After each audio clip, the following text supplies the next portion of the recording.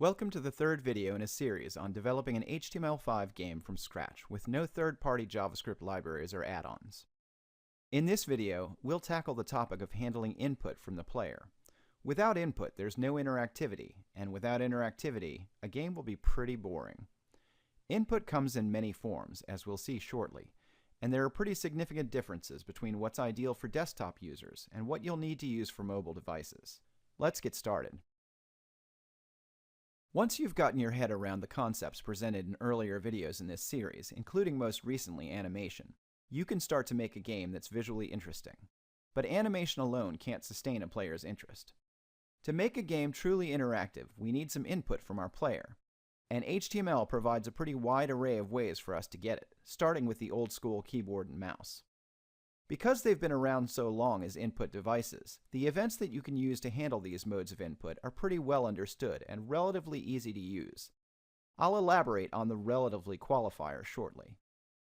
For mobile devices, however, you usually don't have access to either keyboard or mouse, and as a result, you'll need to rely on touch if you're targeting mobile platforms with your games.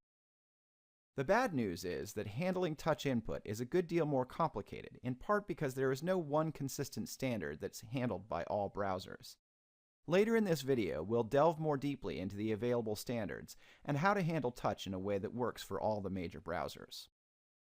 A relatively new form of input, at least from the standpoint of browser-based games, is the gamepad. Console gamers are, of course, very familiar with gamepads like the Xbox 360 controller, which can be easily connected to a PC to control compatible games. Unfortunately, the W3C's Gamepad API is still in a pretty early form, and browser support for this emerging standard is currently very limited and in some cases inconsistent. We'll take a look at using gamepads in your games later on as well. We've discussed in previous videos the mismatch between how the browser handles events such as window resizing and the way we update games via the game loop. This is something to be especially aware of when it comes to input, since nearly all of the input modes used in the browser are event-driven. In fact, pretty much the only exception to this is the gamepad, as some browser implementations of the Gamepad API rely on you to write code to poll the state of the gamepad on a regular basis, rather than firing events when a given gamepad button is pressed. Further complicating things is the fact that much of the sample code you'll find on the web for handling keyboard and mouse input, and even touch input, wasn't written with the game loop in mind, and so the event handlers for these samples tend to directly update the canvas element or other HTML elements directly from the event handler themselves. This really doesn't translate well when you're using the game loop for updating and drawing your game elements. Rather, when you handle the input events, regardless of whether they're coming from keyboard, mouse, or touch, you should use the events to update state objects you create to track the input, and then the next time the game loop runs, the updated state can be used to update the game objects. One of the many challenges for game developers when it comes to input is which input modes to support. Depending on what platforms you're targeting, the optimal input mode will vary widely. On a desktop PC or laptop, for example, keyboard and/or mouse might provide the most precise input, while a mobile device likely would not have either of those peripherals available at all. And with new mobile form factors, including full Windows PCs in a tablet form factor, it can be difficult to reliably detect whether you're on a mobile device or a desktop PC. One approach would be to simply enable support for all modes of input at all times, but this is likely to be inefficient and could lead to confusion. Another approach is to allow the user to choose their preferred mode of input, either via a splash screen, where the way they start the game selects which input mode they'll use, or via an option in your game's settings. Whichever approach you use, it's a good idea to have some playtesting done by folks you trust to give you honest feedback. A game with poor controls is a game that won't be played very long. I want to start with an important caveat relating to keyboard input. For the purposes of this video, I'm only talking about US English keyboard input. One of the complexities that comes with keyboard input is the fact that there are many different keyboard layouts for different languages, and covering them all, or even a significant subset, properly, could make up an entire course of its own. Just be aware that if your target audience includes non-English keyboard users, you may need to tweak your event handler code to deal with differences in the keyboard layouts. There are 3 events that are available to handle for keyboard input. Which you choose depends on your goals. The key down event fires when any key is pressed, and it will fire repeatedly if the key is held down. The key press event only fires for certain keys, those that would result in text input being added to an HTML element, such as a text box. Note that some browsers may fire key press on any key, so be sure to test broadly if your game behavior relies on key press not firing on special keys, such as the arrow keys. This event also repeats if the key is held down. Finally, the key up event is fired when a key is released. This event does not repeat. Regardless of which event you handle, the function registered to handle the event will receive an argument that includes useful information about the event, including the key code of the key that was pressed. You can use this information to determine if the key pressed is the one that you want to respond to. Remember when I said that handling keyboard input was relatively easy? Well, that's because there are some complications to be aware of when dealing with keyboard input. While all three keyboard events pass an object to the handler with information about the event, that information can vary depending on which event you're handling. All three events provide the key code as part of the event argument, but the value of the key code is different for the key press event than for the key down and key up. And the key press event, because it deals primarily with text input characters, provides a char code property, which represents the Unicode character code for the key pressed. And specialty keys such as the Windows key or Mac command key may behave inconsistently across browsers and may not even be available on your player's platform of choice. For this reason, it's best to stick to alphanumeric keys and keys that will be consistently available across platforms, such as the arrow keys. If you do use special keys, particularly keys such as the function keys, you can call prevent default on the event argument passed to the handler function to prevent the default behavior of the keys. Be very careful with this technique, however. If you call prevent default for all keys, you may break expected behavior, such as the use of the F5 key to refresh the browser window. This is rarely a good idea, and it may frustrate your users. An important thing to keep in mind, you should not do anything game-related in the event handler, as this may cause performance issues. Instead, create handlers for the key down and key up events, and use an object or array to keep track of the state of the keys. You can then check the object or array inside your game code and update the game state as necessary. Let's look at how we'd handle a simple example. As an example of handling input, if you wanted to use the arrow keys for moving a character on screen, you would want to handle both the key down and key up events, since you'll want to use them to toggle the state of a helper object that tracks whether a given key is pressed. When key down is fired, the appropriate property on the key state object shown above is set to true, using the key code property of the event object passed into the handler. When the key up is fired, the property is set to false, again using the key code for the key pressed. An additional advantage of this approach, beyond improved performance, is the ability to handle multiple keys at the same time, or near enough for the purposes of a game. By only using the event handlers to update the key state object, you can cleanly separate the concerns of keyboard input handling from updating and drawing game objects, which helps performance and can help keep your game code more maintainable. Note that you can potentially make your code even more readable by creating a JavaScript object to translate a human-readable key description into the applicable key code. I'll show an example of this in the next demo. In this demo, we'll extend one of the demos from the video on drawing and animation to create a simple game which is basically complete for our purposes. We'll see how to handle keyboard input, both for character control, as well as to pause and unpause the game. We'll also look at the use of a simple utility object to track the current key state, and to make our code more readable by providing human-readable aliases for the keys that we're most likely to use.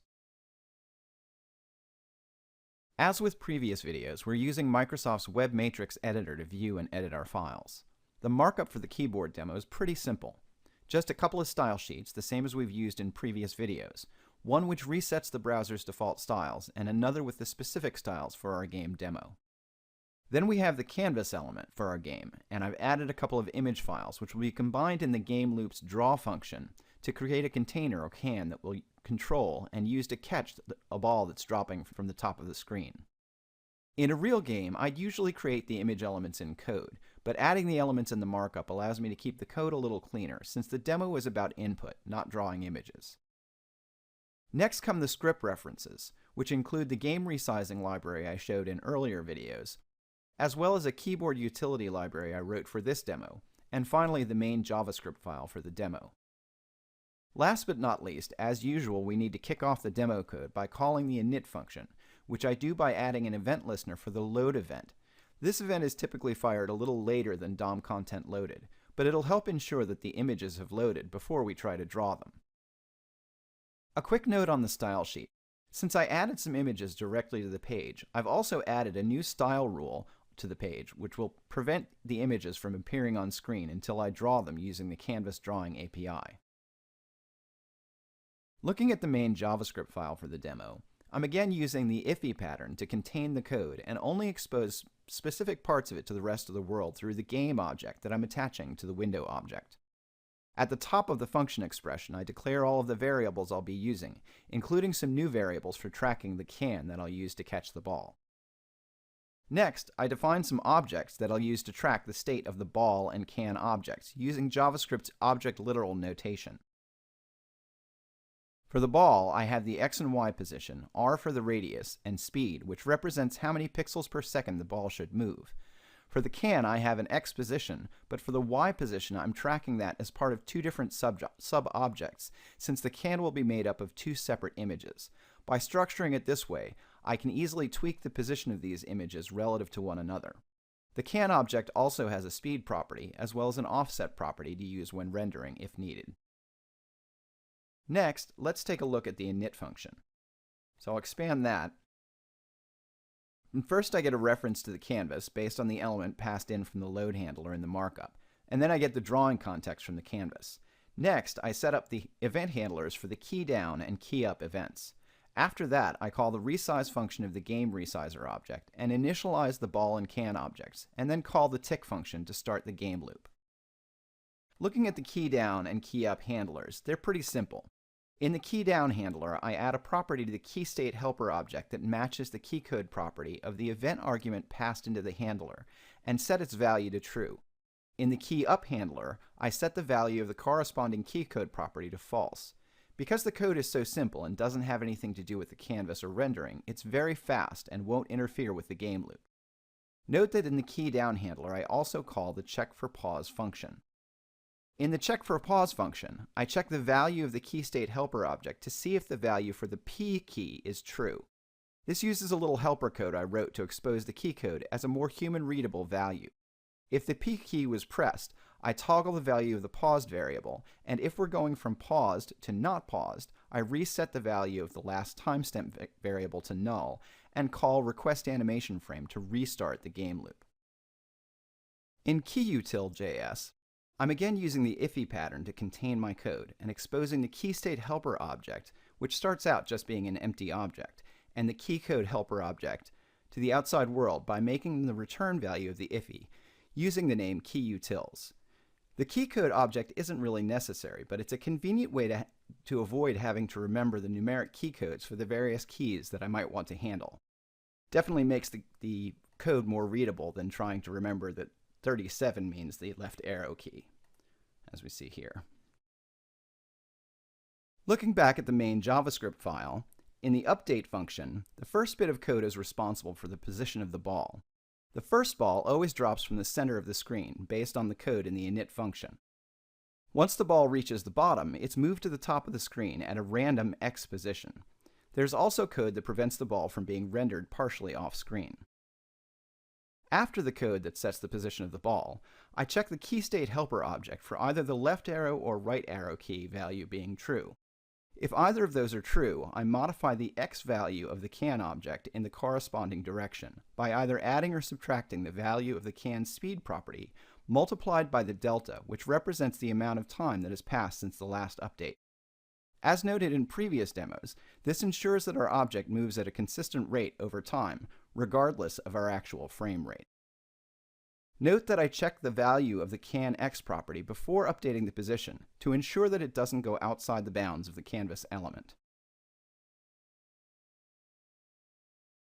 In the draw function, I clear the canvas and then start drawing the next frame. First, I draw the image that represents the inside of the can, using the X position of the can and the Y position of the can's whole child object, along with the Y offset value. Then I draw the ball, using the canvas drawing context's arc method. Next, I draw the image that represents the outside of the can object. By drawing the on-screen objects in this order, the ball will appear to go into the can when it is overlapping the images. Finally, if the paused variable is set to true, I use the drawing context's font property and fill text method to draw the text paused on the screen. If I open the keyboard demo in Internet Explorer and press the left or right arrow keys, you'll see that the can moves in the corresponding direction as expected. If I move the can to the left or right edge of the canvas, it will stop at the edge and go no further. And if I press the P key, the game will pause, and another press will resume the game. Granted, it's not yet the most entertaining game, but it already has many of the parts that will allow for the creation of something more fun. While the mouse may not have as many buttons as a keyboard, it still has its own set of complexities, starting from the number of different events relating to the mouse. We start with the click event, which is the most basic of the mouse events, and occurs when the user presses and releases a button. While pretty much all browsers handle the left click consistently, when you get into right and middle clicks, things get less consistent. For most browsers, a right click will generate a context menu event, rather than a click event, though there may be some inconsistencies in whether the context menu event is fired when the button is pressed or when it's released. Because some environments, notably Windows 8 and above, use the tap and hold gesture to access context menus, this event can be important for suppressing that behavior if touch and hold is an important part of your control scheme. The mouse down and mouse up events fire when the user presses a mouse button or releases it, respectively. It's important to note that unlike the key down event, a mouse down event does not repeat if the button is held down. So in cases where you want to have the user hold the mouse button down and continue to move an in-game object, you'll need to implement some kind of repeat logic yourself. We'll look at a simple example of this in the upcoming demo. The mouse enter and mouse leave events are essentially the same in function as mouse over and mouse out, with one very important distinction. The mouse enter and mouse leave events only fire on the element on which the handler was attached. Mouse over and mouse out fire on the attached element and its children, which can result in undesired behavior. As an example, if you have a dynamic menu made up of LI elements, each of which contain an A element for a link, and you attach a mouse out event handler to the LI elements to hide the menu items, the menu item will actually be hidden when the mouse moves out of the A element, not just the LI element. While this isn't usually a major distinction for games, since most of the time you have few if any child elements to deal with, it's still something to keep in mind. And unlike a few years ago when mouse enter and mouse leave were not broadly supported, all modern desktop browsers support these events today, so in general, you should use mouse enter and mouse leave over the mouse over and mouse out events. It's rare that you'd want to use the mouse wheel event in a game unless you have a way of being certain the user actually has one. While many, perhaps even most mice, include wheels these days, tying this event to an important feature in your game runs the risk of leaving some players without a way to access that feature, unless you provide an alternate means of using the feature, perhaps through the keyboard. For all of these events, you can call prevent default on the event object passed to the event handler to suppress the default behavior. We'll get to a more complete discussion of touch a little later in this video, but for now I wanted to point out that with the rapid growth of mobile devices and browsers, the distinctions between mouse and touch are blurring. While there are some tablets, such as those running Windows 8 and above, that support both touch and mouse, many or even most tablets are used primarily or solely with touch. In simple scenarios, for reasons of backwards compatibility, most mobile browsers treat a single touch essentially the same as a mouse click. If all you need is that level of support, it's pretty easy to implement.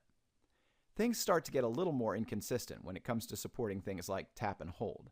On some browsers and devices, this may be treated like a right click, on others as a mouse down that's held.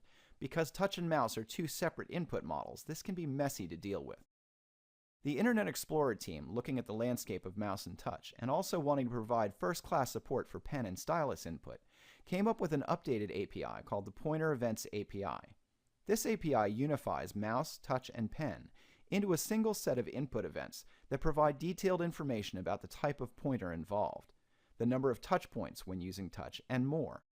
This can make it a lot easier to accept multimodal input in your pages and games. While the pointer event specification is, at the time of this video, a candidate recommendation from the W3C, it's currently only supported in Internet Explorer, though there is a polyfill library called hand.js that you can use if you want to work with this API in other browsers. We'll discuss the Pointer Events API further in the section on handling touch input. In an earlier video in this series, I demonstrated how we can automatically scale our canvas element to maximize its size on the screen, while keeping its original aspect ratio. This makes it easier to lay out your game content without having to do complex calculations or guess whether a given piece of game content will show up on screen at a given resolution. While you can dynamically resize the canvas to a given screen size, I opted to avoid that technique because it would require also scaling any in-game measurements before drawing items on the canvas, and would also result in the canvas being cleared any time the screen is resized or orientation changed. Another disadvantage of this technique is that dynamically changing your canvas to a significantly higher resolution could potentially have performance impacts, since you'd be drawing many more pixels with each frame. The technique I settled on uses the CSS width and height style properties, which scale the canvas element without changing its resolution. The code calculates the appropriate width, height, and any necessary offset to center the newly scaled canvas element on the screen. Unfortunately, there's no such thing as a free lunch, and using this technique has the downside of requiring mouse and touch input coordinates to be scaled to the canvas coordinate system, which remains at the width and height originally defined for the element. Fortunately, this is pretty straightforward. In the game resizer.js file I used to calculate and apply the necessary styles, I simply added a function that returns an object with the appropriate scale factors for the x and y scales, as well as any offset applied in order to center the canvas. Then I can simply multiply the mouse or touch coordinate value passed to the event handler by the scale factor, and get a value that's accurate enough for our purposes. You'll see this in action in several of the upcoming demos. In this demo, we'll look at a couple of different ways you can leverage mouse input to control an on-screen character or object. In the first scenario, we'll handle the mouse down and mouse up events, and use those to move an object left or right. We'll also use a little extra code to allow the user to hold down the mouse button for continuous movement. In the second scenario, we'll handle the mouse move event, and use the mouse enter and mouse leave events to ensure that we only track mouse movement when the mouse is actually over the canvas element. Let's start by looking at the markup for the mouse demo, which is pretty straightforward. The only change from the previous demo is that I've added a viewport meta tag to improve the default layout of the page on mobile devices and prevent zooming. And of course I'm using a different JavaScript file for the main logic of the demo. Looking at the main JavaScript file for the page, you can see that as usual I'm declaring all the common variables at the top of the file, including a new variable to track the mouse state. I've collapsed the rest of the code so I can view the relevant sections one at a time. If I expand the mouse object, you'll see it's pretty simple and uses object literal syntax to create an object with X, Y, click Y, and move interval properties. I'll give those real values shortly and also explain what purpose they serve. Moving to the init function, I've left the keyboard handlers in place so that I can still use the P key to pause the game. The new handlers, mouse down and mouse up, I've added to the canvas element rather than to the window object, since I only want to handle those events if they originate on the canvas. You'll notice that I have also set event handlers and wired them up for the mouse's context menu event, as well as an IE-specific event, MS Hold Visual. The context menu event I'm using to suppress the context menu, and the MS Hold Visual to suppress the visual indication of a tap and hold gesture. By adding these two extra events, I'm able to use mouse and touch for the same control scheme in Internet Explorer and above, and I don't have to worry about getting a right-click or context menu if I tap and hold instead of just using the mouse.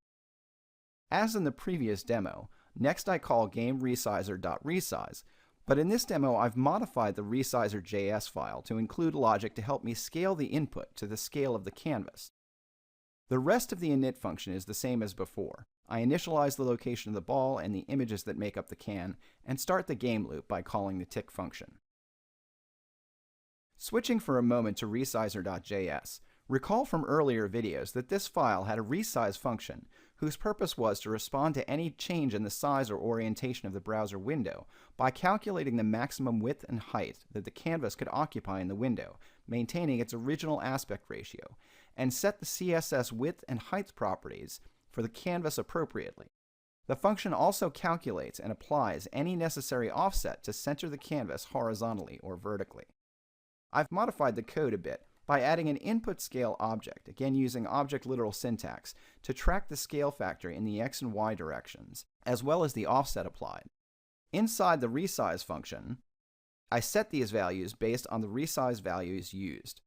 Then I also added a function to return an object with the values from the input scale object, and added a reference to that function to the return value of the main IFI function. This will allow me to access these values from my game code, but keeps all of the resizing and scaling logic tucked cleanly away in its own separate file. Jumping back into the main game JavaScript file, let's expand the mouse down handler and see what's going on in there. I start by defining three variables. Input scale, which is set to the result of calling the getInputScale function that we just looked at. Input x, which is set to the value of the layer x property on the mouse event object passed into the event handler, and input y, which is set to the value of the layer y property.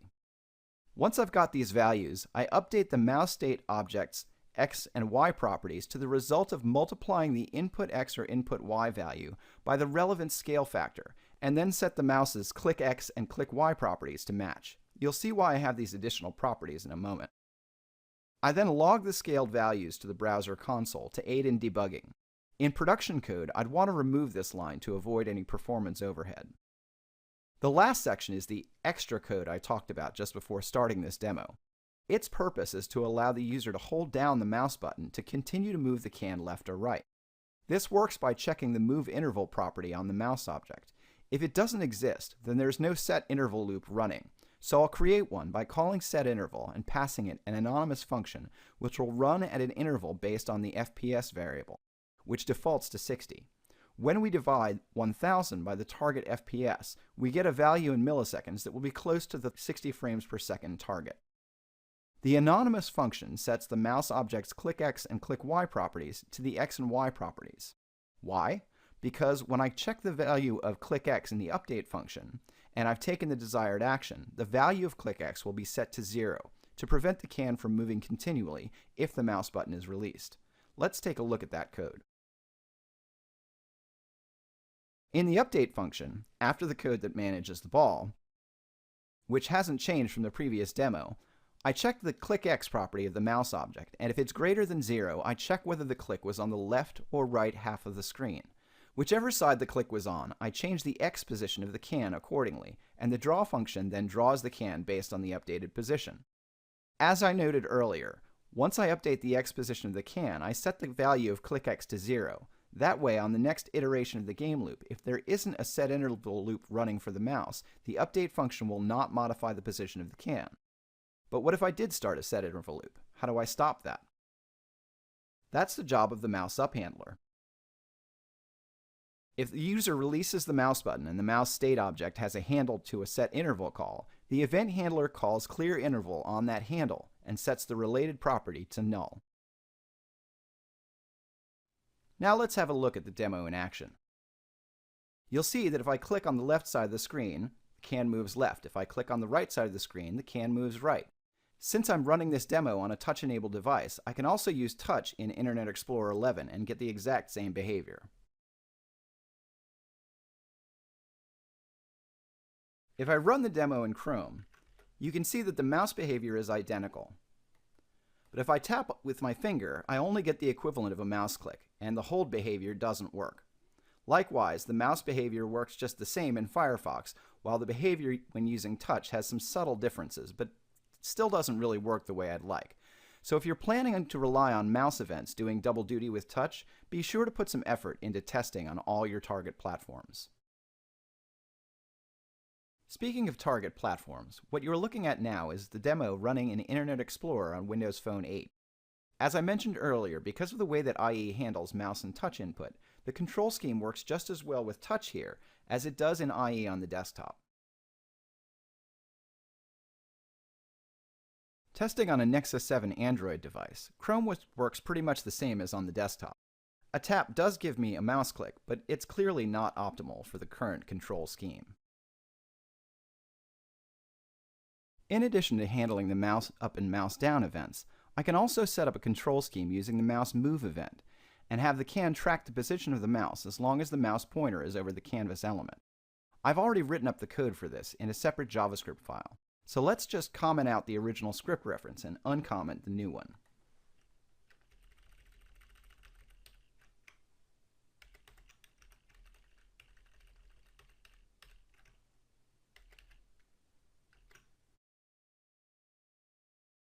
Looking at the new JavaScript file, you can see that I still have an object to track the state of the mouse, but with slightly different properties, including an active property that tracks whether the mouse pointer is currently over the canvas element.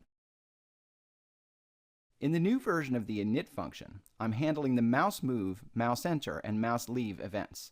The rest of the code remains the same as in the previous version. In the handler functions for the mouse enter and mouse leave events, I simply update the active property of the mouse state object to indicate whether the mouse pointer is currently over the canvas element or not. The handler for the mouse move event is significantly simpler. I simply grab the result of the getInputScale function and then set the mouse.x value to the scaled value of the layer x property of the mouse event argument passed to the handler.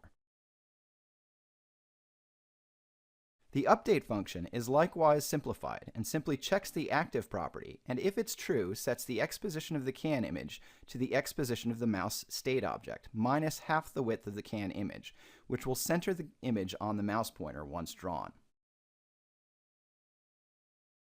Now let's browse the new version. You can see that once the mouse pointer enters the canvas, the can will track the mouse. And again, if I wanted to call this good enough for basic touch in IE, it'll work just fine with my finger. And this particular control scheme works just fine with a mouse in Chrome and Firefox, and also works with touch in Firefox, though not in Chrome. And in terms of the mobile devices I've tested on, the code works fine on Windows Phone with touch, but does not work at all in Chrome or Firefox on my Nexus 7 tablet. Clearly, I've got some more work to do to polish up the touch support, so let's get to it.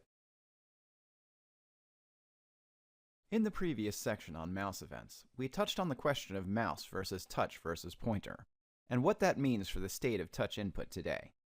Unfortunately, the truth is that touch input today is messy. Sure, if all you want to do is support Chrome, Firefox, and Safari, it's pretty straightforward to use touch events, which is a specification originally defined by Apple to support multi-touch in Safari on iOS. But if you're targeting both mobile and desktop, this means that you'll also need to support mouse events as well to ensure that you've got your users covered. As noted earlier, Microsoft's pointer event specification, introduced in 2012, provides a unified API that covers mouse, touch, and pen input. If pointer events is adopted widely, it may potentially offer some real advantages in simplifying how developers handle mouse and touch input. But as of the time of this video, it's only supported in Internet Explorer 10 and later. When developing your games from scratch, you'll need to support both touch events and pointer events to get the broadest browser coverage. Whichever event you are handling, whether it's touch start or pointer down, the event argument passed to the event handler function contains a type property you can use to branch your event handler code to handle touch events versus pointer events. While the main focus of this course is on developing your game from scratch, I'd be remiss if I didn't mention a couple of nice polyfill libraries that allow the use of pointer events in browsers that don't support them natively. Hand.js and Polymer pointer events both enable you to simply load up a JavaScript file and then start handling the desired pointer events. A big advantage of using one of these libraries is that they automatically handle the prevention of default touch actions such as scrolling, though the technique they use differs. Hand.js looks for the touch action CSS property in a loaded style sheet and has an API you can call to enable or disable this behavior. Polymer pointer events uses a custom touch action attributes on the elements on which you would want to handle pointer events. While this could be considered a bit of a hack, an advantage is that it provides the flexibility to handle pointer events while still enabling horizontal or vertical panning for a given element. I'll include links to both libraries in the resources section of this video. There are a lot of events to cope with when dealing with touch in the browser, both for the touch event specification as well as for pointer events. Keep in mind that for both of these specifications, multiple touches can be tracked up to the maximum supported by the hardware. While the touch event specification does not provide an API for determining the number of touches supported by a given device, the pointer event specification does have such an API. When handling touch events, you'll use the touch start event to detect and handle when a user touches the screen, touch move to handle movement, and touch end to handle lifting a given finger from the screen. The touch leave event is fired if the user's finger leaves the area of the target element, and touch cancel is fired if the user's finger wanders off the page into a browser's UI. The touch events API also provides a list of touches, including active and changed touches. Note that for most of these events, the default behavior is to fire a mouse event after the touch event fires. If that isn't the behavior you want, you should call the prevent default function on the event object passed into your event handler. The Pointer Events API has events with slightly different names but very similar functionality. Because Pointer Events also includes mouse support, it has a few extra events that mirror the related mouse events. Note that the Pointer Events API also specifies a new CSS property called Touch Action. This can be placed either in a style sheet or in line to control the default behavior of a given element during a touch operation. For example, if you wanted to prevent scrolling on your page, you could apply the touch action style to the body element and set its value to none. In addition to the pointer events themselves, the Pointer Events API also provides information on the tilt and pressure when the pointer in question is a pen, which can make it possible to provide very detailed control, for example if you wanted to include drawing as a part of a given game. We'll delve deeper into touch later on in this series, but for now let's take a look at a couple basic examples. In this demo, we'll use the same two scenarios as we saw in the mouse input demo, but substituting touch event handlers for the mouse. This will allow us to expand the reach of these demos to devices where touch is the primary input mode, as some of these devices don't work consistently when emulating mouse with touch. We'll also take a look at a demo of the Polymer Pointer Events polyfill and see what it has to offer. The markup for the touch demo is essentially the same as the previous demo, apart from changing the name of the main JavaScript file. So let's jump right into that. I've also kept the main JavaScript file as close as possible to the previous demo for simplicity's sake. For example, though this demo is for touch, I left the mouse object as is, since it can serve the purposes of this demo just fine. In the init function, things are essentially the same as before, but I've refactored the wiring up of the touch handlers into a separate function. The createTouchHandlers function uses some simple if statements to determine whether the W3C Pointer Events API is available, or the vendor prefix version supported by IE10, and if not, checks for touch event support, and if that isn't there, falls back to the mouse. A couple of important points here. When you encounter a browser that doesn't support either touch events or pointer events, it's pretty likely that there will be other HTML5 APIs it doesn't support, including, for example, Request Animation Frame. The demo code in this series is for the most part written with the assumption that it's targeting a modern browser, so not all code is designed to fall back to compatibility with older browsers. Also, if you want to explicitly support both mouse and touch at the same time, you'll want to always wire up the mouse events rather than use them as a fallback, as I'm doing in this function. Okay, one more thing. If you're going to handle both touch and mouse events but plan to use separate handler functions, make sure that you call prevent default in the touch handler, which will suppress the touch, causing an emulated mouse event, so you don't end up with both handlers firing for the same input. Moving to the touch start handler, which will be called for any of the touch or pointer events. As with the previous demo, I first call getInputScale to get the scale factors for the input coordinates. And next I look to see if the type property of the event argument is touch start, in which case I grab the first touch from the touches collection and set the x and y variables to the values of the client x and client y properties of that touch, adjusting for any offset. If the event is not a touch event, then it's either a pointer event or a mouse event, in which case the layer x, layer y properties should be available. The remaining code is essentially identical to the first mouse demo, and simply sets the appropriate properties on the mouse object for the input based on the scaled x and y coordinates, and then sets up a loop to repeat the input if the finger or mouse is held down.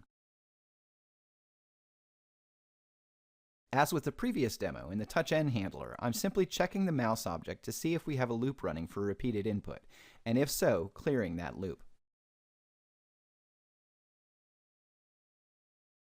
Taking a brief look at the update function, I'll just point out that nothing has changed here compared to the first mouse demo, nor has any code in the draw function changed. So let's take a look at the code in action. I'll start with Internet Explorer on Windows 8.1.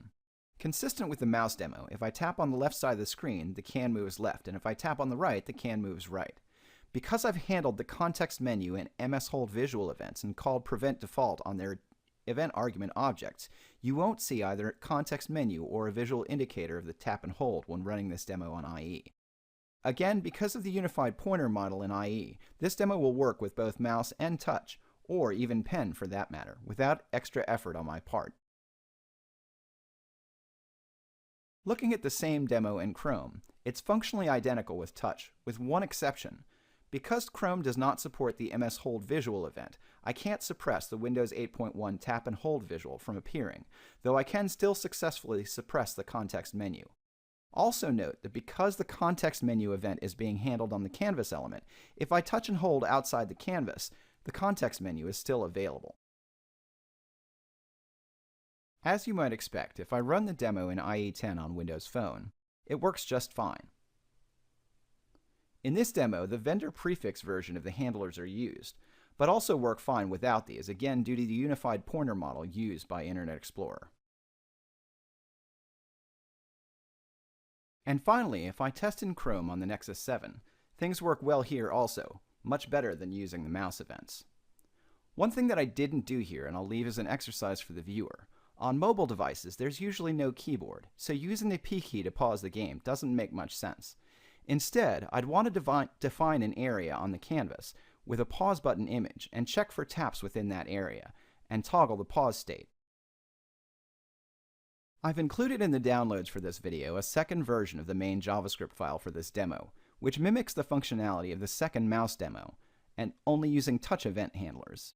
To test it, simply comment out the existing ballcatchtouch.js file reference and uncomment the reference for the second file, and then run it in your favorite touch-enabled browser.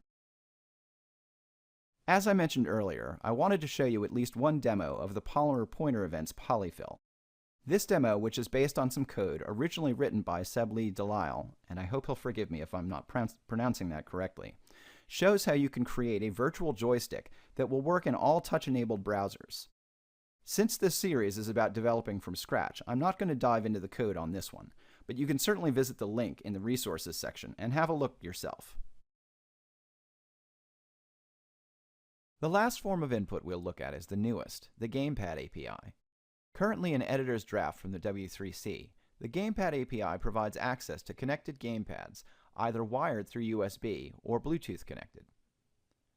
While it's exciting to consider the possibilities in using a hardware controller like the Xbox 360 controller, it's also important to be aware that this API is still in the early stages of development, and at the time of this video, the Gamepad API is only supported in Chrome and Firefox.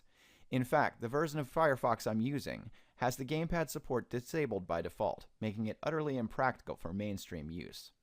According to the Bugzilla entry for this feature, the Gamepad API support may be turned on by default in the next release of Firefox. Another thing to be aware of, and probably a consequence of the early nature of the specification, is that the implementation of how Gamepad state is reported varies between Chrome and Firefox. The image on the left is the view of the first reported Gamepad from within the Chrome developer tools. Note that it reports 4 axes, the analog sticks on my Xbox 360 controller, and 16 buttons, which includes all the face buttons, the shoulder buttons, and the triggers. In Chrome, the D-pad is reported as a part of the buttons array. The image on the right is the same controller as represented in the Firefox developer tools. Note that there are some extra axes reported, as the D-pad is reported as part of the axes array in Firefox, and the buttons are reported as an array of Gamepad button objects rather than as simple numeric values. And all these caveats are just what the developers have to deal with on the desktop. The mobile story is likely a good bit worse, since mobile sometimes tends to trail desktop in terms of browser feature implementation. Some third parties, such as the Cocoon.js mobile game wrapper, have implemented their own version of the Gamepad API, but as you can imagine with a spec that's still in draft form, there's a good chance that this will be a moving target for some time. Of course, all that assumes that adding a gamepad to a mobile device makes sense in the first place, which remains to be seen. The upshot of all this is that if you want to start testing with this API in your games, you'll need to have conditional code that can support each browser or environment that you're targeting. I'll show you a fairly simple way of doing this in the next demo. In this demo, we'll take a look at adding gamepad support to our game. Given the differences in implementation that exist today, this means having some branching logic to handle those differences. But hopefully in the future, once the specification is stabilized and more broadly implemented, the code will get a little simpler. Okay, now we're in the home stretch. Time to see how to handle gamepad input. The markup for this demo should be pretty familiar by now. The only changes are that I've removed the keyboard helper JavaScript file and changed the name of the main JavaScript file, and the rest is the same as before. Switching to the JavaScript file for this demo, you'll see that I've added a variable for the gamepad and removed the mouse object since we won't be using it in this demo. There's one big difference in the init function this time around, and that's the fact that I'm not wiring up any event handlers this time. While Firefox does expose events for the gamepad connecting and disconnecting, currently the most consistent way to deal with gamepad input is to poll for the gamepad existence and check its property values. So once I've done the usual initialization and kicked off the game loop, I'm going to call the poll gamepads function, which starts another loop, this one dedicated to the gamepad. In the poll gamepads function, I first call requestAnimationFrame to set up the next iteration of the loop, and then use conditional logic to detect the presence of the gamepad, as well as whether I'm dealing with the Chrome version of the API or the Firefox version. Again, I want to emphasize that since the specification isn't finished, this code may not work in future releases, nor is it fully optimized. For example, I should have added code to make sure that the gamepad actually exists before checking its values, but I've left that out for simplicity's sake. The two things my code is looking for is whether the D-pad was pressed left or right, in which case I set the left or right properties of the gamepad object to true.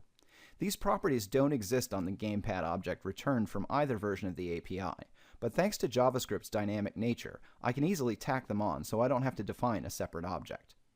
One thing to keep in mind with this technique is that when adding properties dynamically like this, it's usually a good idea to test first to make sure that they don't already exist. Don't want to go around overwriting existing properties. I'm also checking for whether the start button on the controller is pressed, in which case I'm calling a new function I added named togglePaused.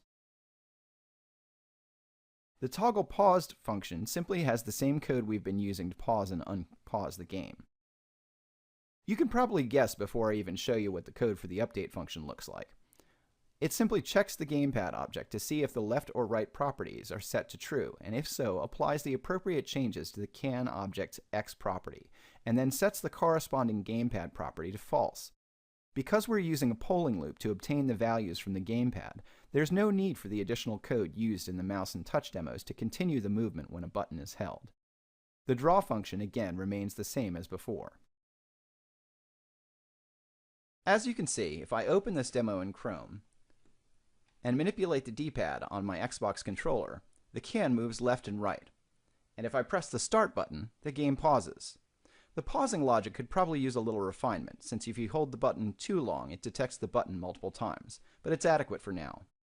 One thing to be aware of is that the gamepad will not show up as available until you've pressed one of the face buttons. In an actual game, you could solve this problem by using a splash screen with a message such as "Press A to start." If you're using a version of Firefox that does not enable gamepad support by default, such as version 28, which is what I'm using, you'll need to enter about:config in the address bar and hit the enter key. Then type gamepad in the search box and double-click the dom.gamepad.enabled entry. Once you've done that, you can use the gamepad API.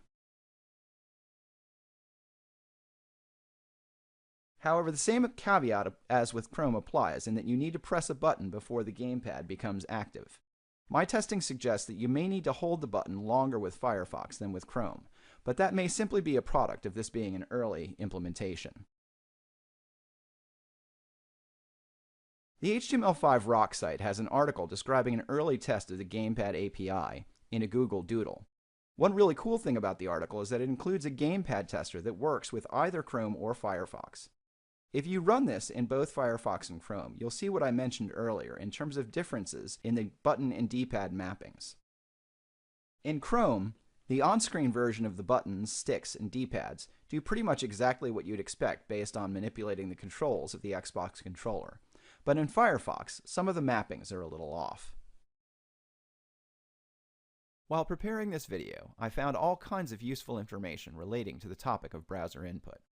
The bad news is that a great deal of the information that's available on the internet is at least somewhat out of date and may not be applicable to the most recent generation of browsers. Given that, when you're looking up information online, be sure to check when that information was published. If it's more than a year or two old, you probably want to take it with a grain of salt, as it may no longer be fully accurate. Most of the links I'm providing here, which I've also bundled up into the single link at the top of this slide, are fairly current.